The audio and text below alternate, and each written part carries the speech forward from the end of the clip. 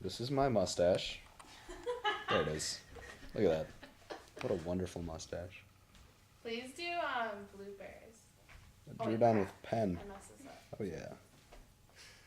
Is there a problem? Not at all. Colonel Mustache.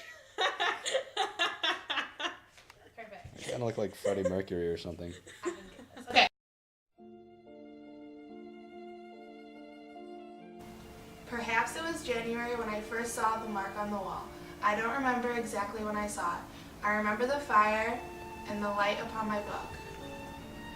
I remember the 3 chrysanthemums in the vase. I remember that I just finished my tea when I first saw the mark. I remember the crimson flag flapping from the castle tower and the red knights riding up the rock. The mark was a small round mark, black upon the white wall. If that mark was made by a nail, it must have been made from a miniature. The picture of a lady with white powdered curls and lips like red carnations. A fraud, of course. The former owners of this house would have had pictures that way. They were very interesting people. And I think of them often because I will never see them again, never know what happened next. We were in the process of saying art should have ideas behind it, when we were torn asunder as one is torn from the old lady about to pour tea, or the young man about to hit a tennis ball, as one rushes past in a tree. But I'm not sure if the mark was made by a nail after all. Oh, the mystery of life, the inaccuracy of thought, the ignorance of humanity. What an accidental affair is life. Let me count over all the things lost in a lifetime. A cat, a rat, a birdcage, iron hoops, steel skates, coal scuttle, bagatelle board, hand organ, and jewelry. It's a wonder that I have any clothes on my back, that I sit surrounded by solid furniture at this moment. But what about afterlife? Why should one not be born there as one is born here, helpless, speechless, unable to focus one's eyesight? One won't even be able to tell which are trees and which are people. There will only be spaces of light and dark, and rose-shaped blots of indistinct color that will eventually become more definite into I don't know what. Yet, the mark isn't a hole at all. It may be a small rose leaf left behind by the housekeeper. Look at the dust on the mantelpiece. The dust that, so they say, buried Troy 3 times over. The tree outside the window taps gently on the pane.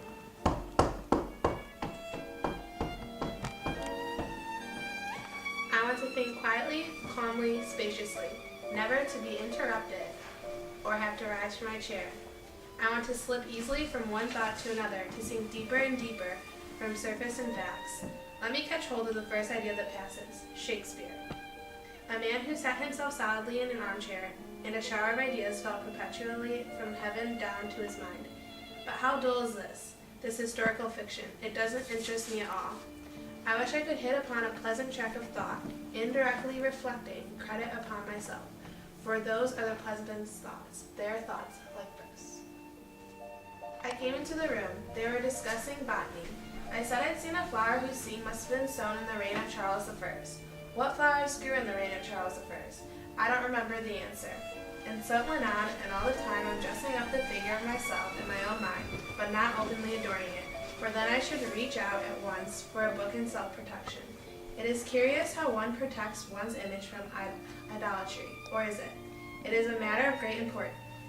Suppose only the shell of a person is seen by other people. What a shallow world it becomes, a world not to be lived in. As we face each other, we are looking into the mirror that accounts for the vagueness, the gleam of glassiness in our eyes. Those are the reflection novelists in the future will pursue, leaving the description of reality of their stories more and more, taking knowledge for granted. But these generalizations are very worthless.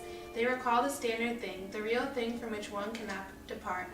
Generalizations bring back Sunday afternoon walks, luncheons, clothes, and habits, like the habit of sitting together at a certain hour even though nobody likes it.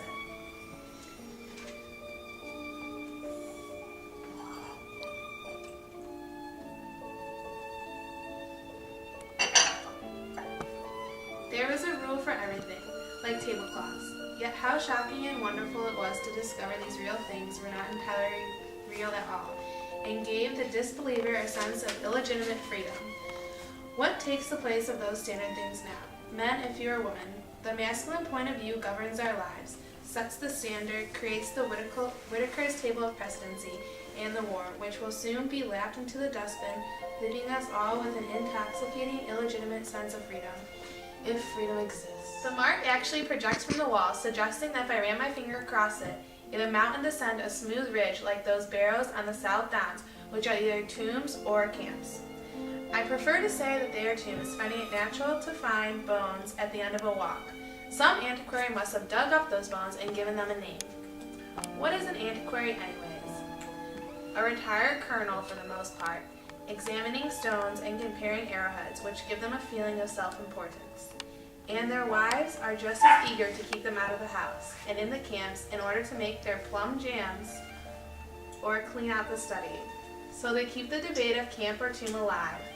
Although the colonel will be more inclined to believe it a camp, and he will write a pamphlet on it, but suffer a stroke amidst the presentation, his final thoughts lingering on his family, and his arrowheads being sent to a museum, along with a collection of other artifacts, proving I really don't know what.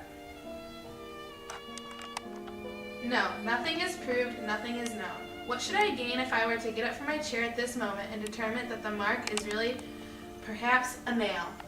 Knowledge. Matter to further speculate. What is knowledge? The work of hermits and witches crouching in caves and interpreting the stars. The less we honor them, our health of mind will increase. Yes, one could imagine a very pleasant, quiet, spacious world without specialists or housekeepers. How peaceful it is here, if it were not for the Whitaker's Almanac and the table of precedency. I have to see for myself what the mark is: a nail, a rose leaf, a crack. Here's nature once more at her game of self-preservation. This train of thought she perceives as threatening the natural order, challenging Whitaker's table of precedency, where everyone follows somebody else. If that cannot comfort you, if it instead enrages you, think of the mark on the wall. Nature counsels. I understand that this is nature's game, prompting me to take action as a way to end any thought that threatens the standard order. Thus is derived our contempt for men of action, men who supposedly don't think but only act.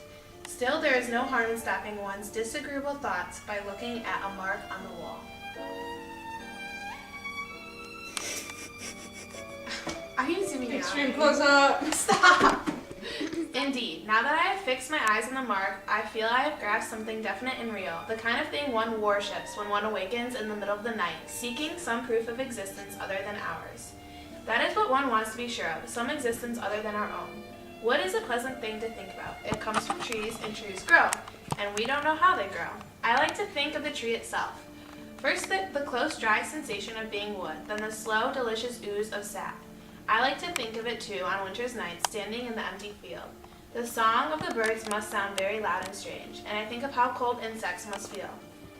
Then the branches fall until there are none left. But the life of the tree is not yet over. There are a million lives left for a tree in people's bedrooms and ships on the pavement. I should like to take each of these thoughts separately, but something is getting in the way. Where was I? What has this all been about? A tree, a river, the downs, Whitaker's Almanac, the fields of asphodel? I can't remember a thing. Everything's moving, slipping, vanishing. Someone is standing over me. I'm gonna go buy a newspaper. Yes? I mean, I don't know why I should buy a newspaper. Nothing ever happens, but, damn war.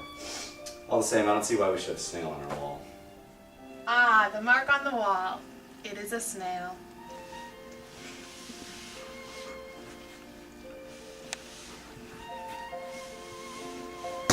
Oh, no.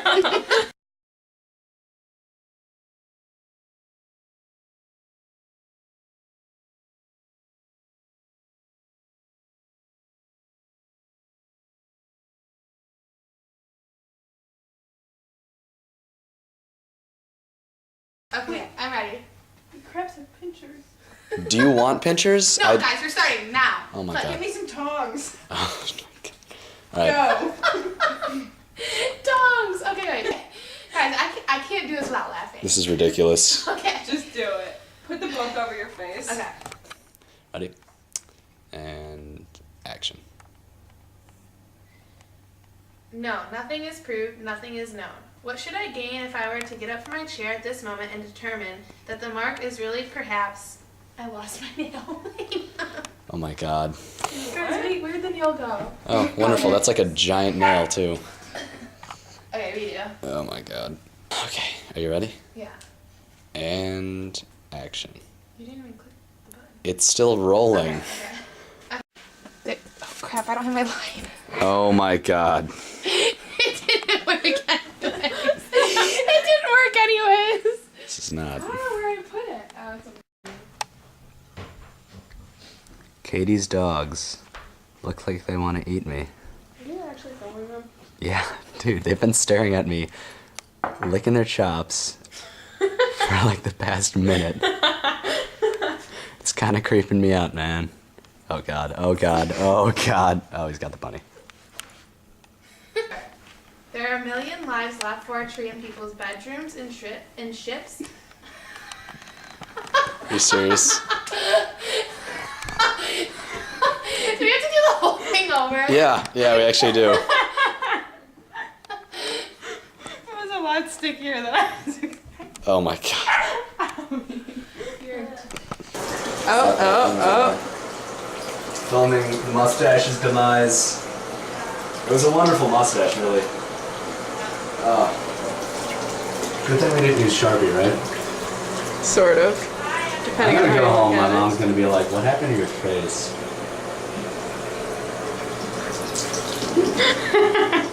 Oh, this is so funny. it. Wait, stand still. I still have like black. Maybe that's just my real mustache.